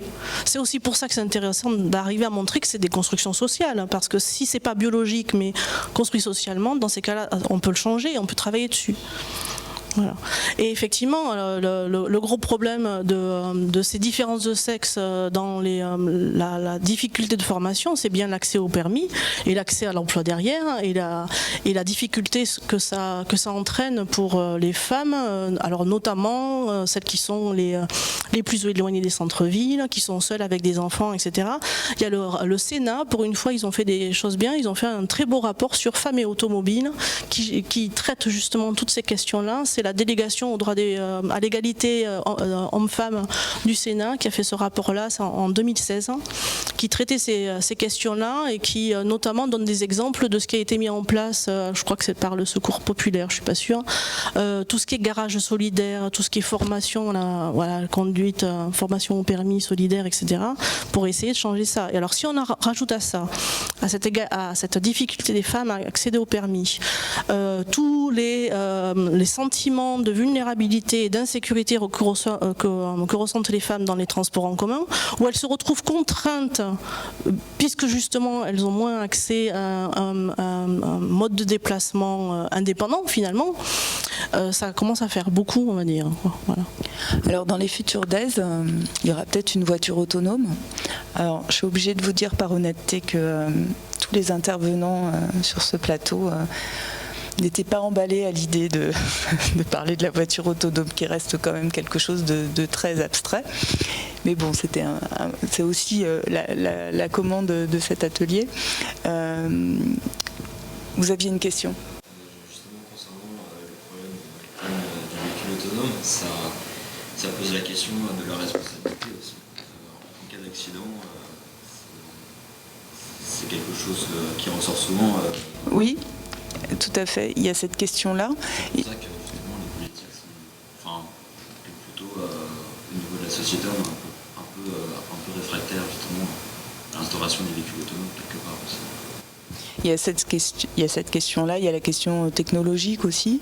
Moi, la question que j'avais envie de vous poser, c'est un homme dans une voiture autonome, est-ce que c'est perdu d'avance? Parce que le pauvre, il ne pourra pas prouver sa virilité. Donc, c'est une des questions que je me pose, puisque la voiture est un moyen pour l'homme. Alors, les derniers travaux qu'on a fait, notamment au travers d'une thèse, montrent que ces effets de la masculinité sont notamment liés à la valorisation de l'individualisme et de la compétition. En fait, plus largement, c'est pas les hommes, c'est les personnes qui valorisent l'individualisme et la compétition au détriment du collectivisme, par exemple, et de la coopération, sont aussi celles qui vont déclarer le plus de comportements à risque au volant, notamment en termes de vitesse. La vitesse est vraiment un comportement, on en parlait tout à l'heure, sur lequel, alors notamment en France, mais plus généralement, on a du mal à accepter le contrôle, en fait. C'est-à-dire que la conduite et la liberté de conduite passe notamment par là, et ce rapport à la vitesse, il dit beaucoup de choses du rapport au social finalement.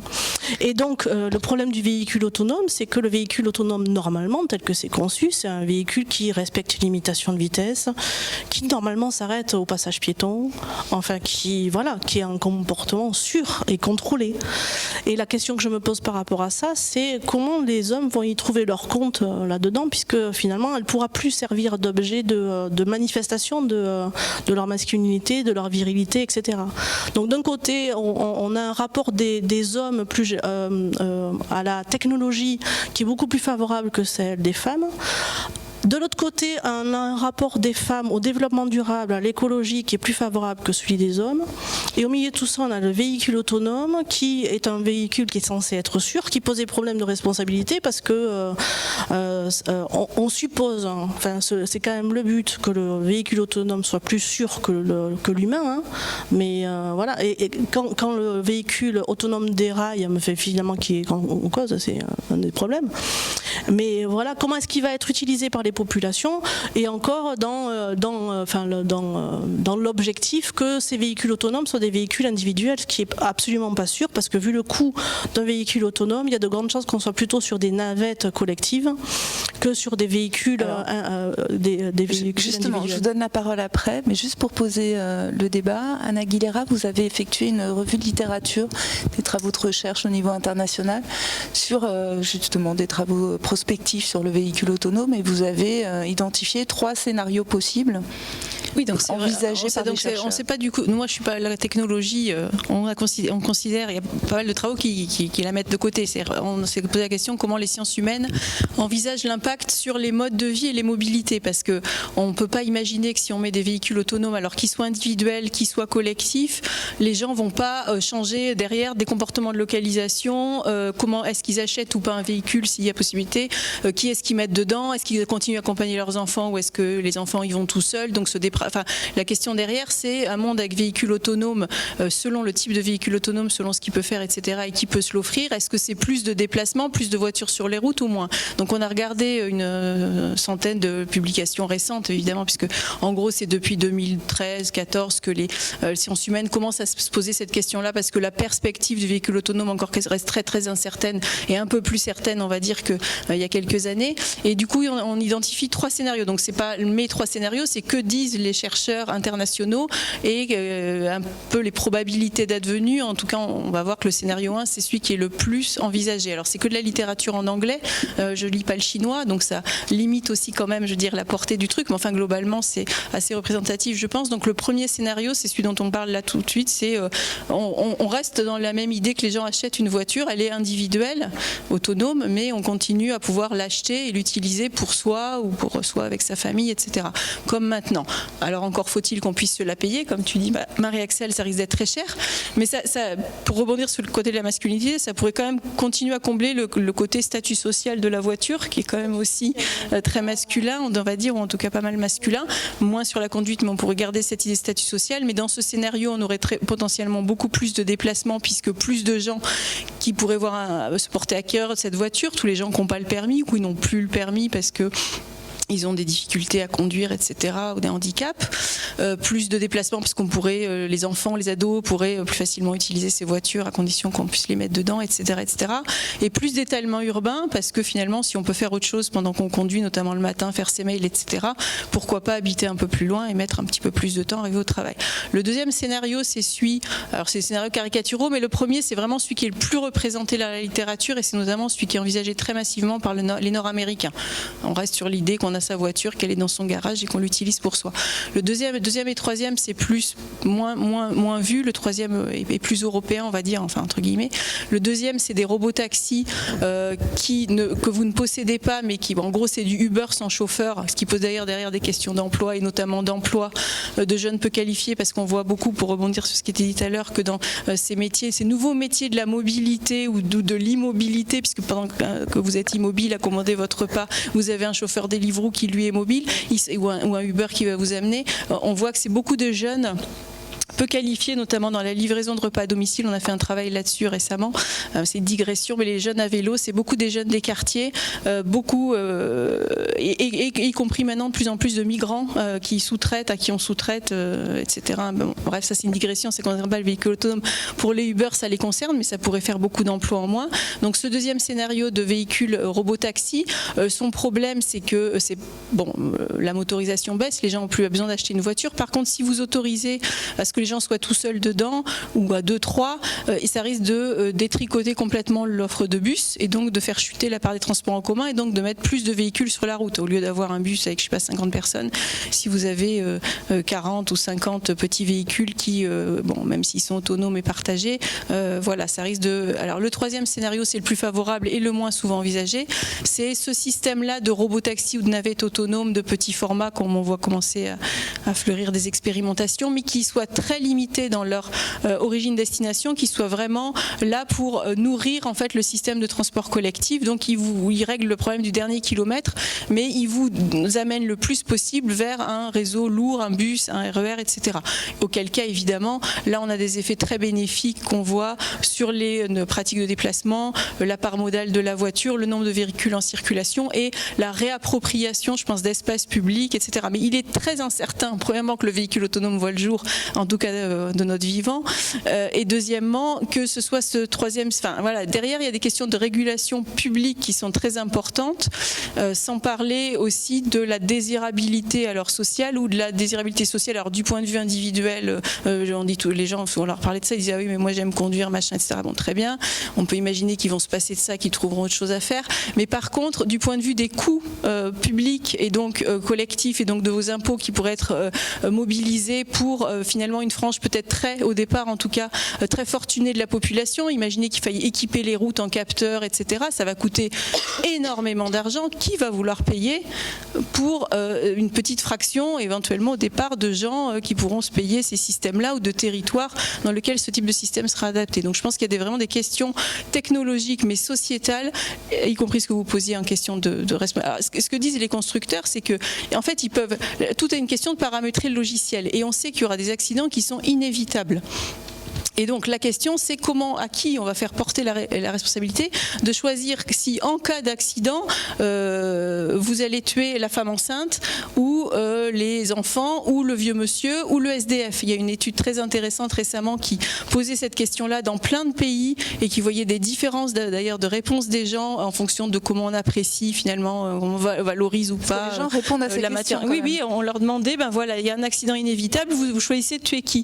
La femme enceinte, le gamin, la personne âgée, le SDF, souvent on choisit le SDF, on se dit finalement son utilité sociale est faible, la personne âgée, bon, bah, de toute façon est prête de mourir. Enfin bon, c'était très intéressant et au-delà des résultats, ça pose quand même la question de si on doit paramétrer, parce qu'on devra paramétrer ces véhicules, parce que tous les véhicules, tous les accidents ne seront pas inévitables, qui va choisir?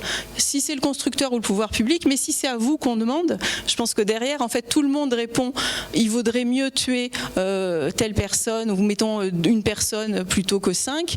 Par contre, si on demande si il faut que la voiture, il vaut mieux qu'elle aille se cracher contre le mur et donc c'est vous qui serez tué potentiellement ou un autre, là les gens sont beaucoup plus réticents et là c'est embêtant quoi. Donc voilà, la question derrière c'est aussi comment on va paramétrer et qui. Est-ce qu'on a répondu à la question que vous aviez en tête ou est-ce... C'est vrai qu'il y a aussi le critère environnemental. Je parle surtout à propos des véhicules électriques.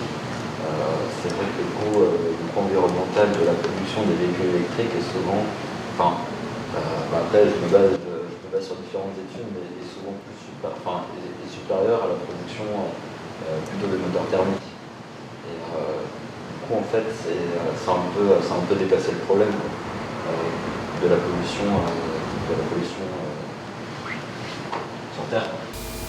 En fait, je pense que c'est ce que je disais un peu au départ, hein, c'est facile à dire, etc. Mais si on ne raisonne pas beaucoup en termes d'aménagement et de mode de vie et de façon de vivre, et qu'on raisonne que en termes de mobilité, de transport, de technologie, je pense qu'on ne résoudra rien.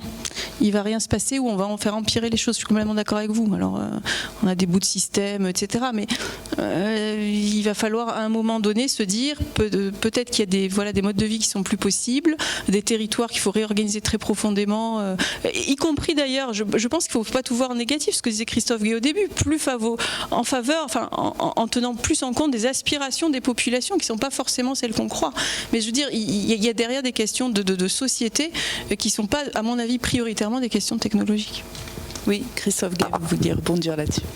Oui, effectivement, on a effectivement, je l'ai évoqué vraiment d'un mot tout à l'heure, mais je pense qu'elle mérite un tout petit peu plus de développement, une enquête en 2015 qui portait donc sur les aspirations en matière de mode de vie. On leur posait la question du mode de vie idéal et donc en essayant de comprendre la place des déplacements dans ce mode de vie idéaux. Et donc on a eu 8 personnes sur 10, je le disais, qui ont dit qu'ils voulaient décélérer. Et l'autre grand résultat qui était massif, c'était une enquête qui était menée dans 6 pays, 3 européens, 3 extra-européens, États-Unis, Japon, Turquie. Résultat vraiment concordant dans l'ensemble des pays de manière extraordinairement frappante. C'était aussi un désir plus grand de vivre en proximité. Alors une proximité comprise de 2 manières différentes, soit une proximité où on pouvait à la limite se passer de tout autre mode que les modes actifs, donc vélo, marche, et donc renoncer au moins pour sa vie quotidienne à la voiture, au transport collectif. Et d'autre part, une proximité temporelle où on souhaite à la limite qu'il y ait une sorte de rupture entre l'endroit où on travaille et l'endroit où l'on vit, mais que ça ne dépasse pas 30 minutes. Donc ce que ça ouvre, et c'est vraiment dans la lignée de ce que vient de dire Anna Aguilera, et à ce que j'indiquais dans mon introduction, c'est qu'au fond, aujourd'hui, il y a un véritable potentiel pour penser une réorganisation des territoires qui va à la fois dans le sens des aspirations citoyennes et aussi dans le sens de la transition écologique, ce qui paraît absolument crucial. Et donc je ne résiste pas au plaisir de dire un mot sur une recherche qu'on a conduite dans une logique on va dire d'effondrement, en tous les cas de transition écologique un peu rude, qui serait liée donc à la fin de l'accès à l'énergie facile, puisqu'aujourd'hui c'est le pétrole pour l'essentiel. Et donc on a conduit une étude qui portait sur une Île-de-France sans voiture, avec 2 options, une option classique et une option plus radicale. L'option plus radicale s'appelle les biorégions, et donc on voit qu'on pourrait imaginer un système d'une Île-de-France réorganisée, ayant perdu la moitié de sa population, et pour des raisons à la fois écologiques, mais là aussi on voit qu'il y a une aspiration aujourd'hui, c'est une autre enquête qu'on a fait sur l'Île-de-France, il y a à peu près la moitié de la population d'Île-de-France qui souhaiterait aller habiter ailleurs. Excusez-moi. Voilà, donc il y a aussi à l'échelle de l'Île-de-France la possibilité de repenser la région organisée autrement. Et donc les biorégions, c'est un système plus autarcique en termes de ressources alimentaires, c'est un système où on consomme beaucoup moins d'énergie, et de manière forcée, où on se déplace de manière beaucoup plus à travers des modes actifs et où on utilise des technologies type low-tech. Voilà. Et donc on voit que là, on peut penser une autre manière, finalement, de penser l'organisation des territoires. C'est des futures DAES possibles, il y en a beaucoup, une des plus positives, peut-être. C'est pas nécessairement négatif, justement. C'est parce qu'en fait aujourd'hui nous on l'a vu dans une grande étude qu'on a menée à l'échelle internationale. Là aussi je vais aller dans le sens de ce que disait Anna Aguilera, qui montre qu'aujourd'hui quand on réfléchit sur les politiques de transition vers des mobilités décarbonées, à peu près 80% des solutions qui sont envisagées sont en termes d'innovation technologique. C'est-à-dire on pense en particulier électricité avec les limites que vous avez évoquées, ou on pense carburant plus performant. Voilà. Il reste à peu près 15% pour les solutions type transfert modal et vers des modes de transport collectif, avec cette idée effectivement de moins d'impact carbone. Mais il y a à peu près rien pour réfléchir à la remise en cause justement de la place de nos déplacements comme système d'accès aux ressources. Donc aujourd'hui, nous, ce qui nous paraît crucial, et donc c'est en ce sens-là que ça peut être tout à fait aspirationnel et bon pour la transition écologique que de repenser des modes de vie un peu plus autonomes, un peu plus autarciques. Et c'est évidemment une rupture radicale avec notre façon actuelle de penser, mais pour autant, elle peut être bonne au titre social et au titre écologique. Des innovations comportementales et non pas en termes de politique publique, énormément en termes de repenser une transversalité des politiques publiques dans lesquelles on repense ensemble urbanisme, transport, politique de santé. Aujourd'hui, on est quand même dans une politique de santé, pour ne prendre que cet exemple, qui favorise la concentration de la spatialisation des hôpitaux. Ça se fait complètement au détriment des soins de proximité. Ça repose, entre autres choses, sur la possibilité de se déplacer vite et loin pour pouvoir accéder à la santé. C'est indépendamment de ce qu'on peut en penser en termes de politique de santé, c'est complètement contradictoire avec la nécessité de réduire l'emprise des déplacements. On arrive au terme de l'heure et demie de table ronde. Est-ce qu'il y a des questions qui vous brûlent ? Je pense qu'on peut déborder sur 5 minutes. Oui.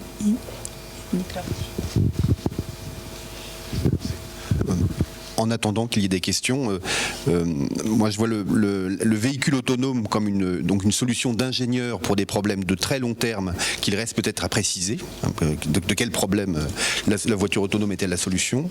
À moyen terme, il y a effectivement une bonne partie des solutions sont dans une reconfiguration de l'espace, des distances entre les lieux d'habitation et les lieux de travail, enfin, donc une solution de réaménagement. Mais à court terme, on a aussi des problèmes qu'on a évoqués. Parmi les problèmes, moi je pense que le coût prohibitif du permis de conduire est à la fois un facteur d'exclusion sociale et d'inégalité des sexes, et donc des actions publiques visant à rendre le permis de conduire plus accessible, en particulier pour les groupes sociaux les plus vulnérables, qui sont ceux auxquels le permis apporte le plus de bien-être et surtout le plus d'efficacité en termes d'accès à l'emploi ou d'accès à la formation. Et donc il faut aussi penser à des futurs days de proximité, disons, à des solutions de court terme pour tenter de rendre le permis, la mobilité plus accessible aux personnes les plus éloignées de la mobilité, justement. Merci pour votre intervention. Alors j'ai une question très naïve, mais ce serait comment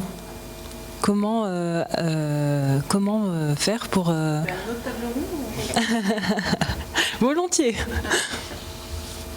Comment arriver à la proximité? Voilà. Enfin, une organisation.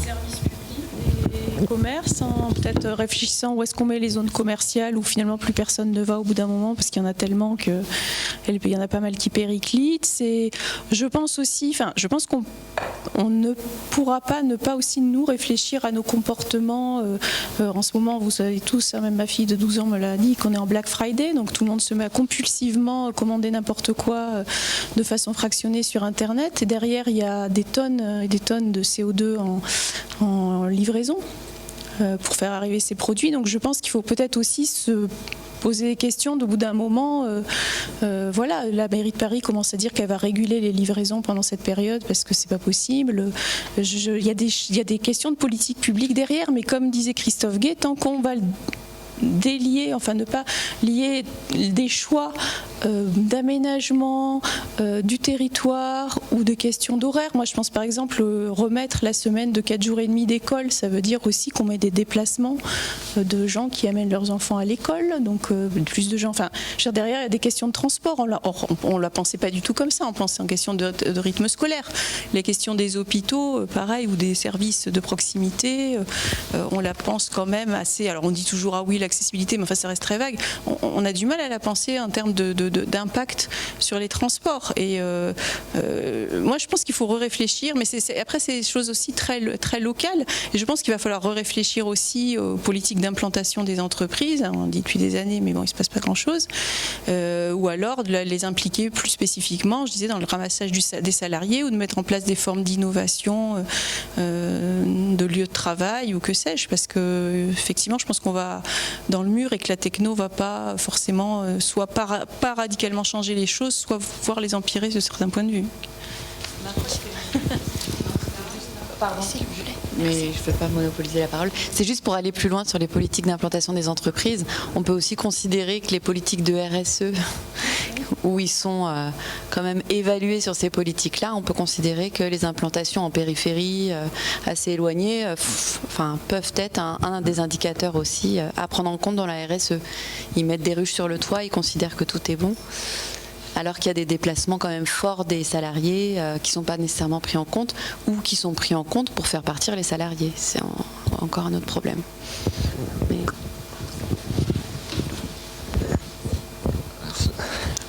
Oui, je voulais savoir aussi, connaître un peu votre avis concernant la reconversion possible du périphérique parisien, donc qui arrive à son terme, qui est souvent critiqué avec le taux d'embouteillage, et à mon sens c'est le prochain grand défi qui nous attend, donc en termes de mobilité, surtout de mobilité propre à Paris. Voilà. projet de recherche sur le sujet, ce qui est l'occasion aussi de nous présenter d'autres projets de recherche. Oui, alors. Oui, d'accord. Okay. Je voulais juste dire un mot peut-être sur la question de comment faire. En fait, l'enjeu, c'est de changer les règles du jeu, justement. Aujourd'hui, on est face à un monde qui est en partie lié à la dérégulation des années 80, qui a introduit... on est dans un monde où finalement, on a mis en place un système de régulation qu'il s'agit aujourd'hui de remettre en cause. Donc, pour donner un ou deux exemples, on pourrait très bien changer, par exemple, les règles du jeu qui fabriquent comment on pense la richesse nationale. Aujourd'hui, le PIB, par exemple, favorise la mobilité sous toutes ses formes, y compris les accidents de la route sont considérés comme bons pour le PIB. On pourrait penser à de nouveaux indicateurs de richesse du type de ceux qui ont été proposés par Dominique Méda, par exemple, pour justement, au fond, questionner la place de la mobilité. On pourrait aussi, par exemple, on vient de faire un forum citoyen prototype sur l'Île-de-France, commencer à poser la question de la manière dont les déplacements sont pris en compte par les entreprises. Aujourd'hui, elles ne le font pas. Est-ce qu'il ne faudrait pas faire payer? C'est une proposition qui pose des problèmes. Et pourquoi ne pas faire payer, par exemple, comme un temps de travail, le temps de déplacement pour les salariés? Et puis nous, on vient de mettre là, dans le cadre de la Convention citoyenne sur le climat, on vient de mettre sur la table une proposition encore plus radicale, c'est-à-dire on propose de mettre en place un système de crédit mobilité. Chacun disposerait d'un crédit mobilité, le même pour tous. Et là, c'est un système qui permettrait d'instaurer à la fois une beaucoup plus grande équité et en même temps une beaucoup plus grande capacité à réduire justement les déplacements comme étant une variable d'ajustement généralisée pour l'ensemble des activités.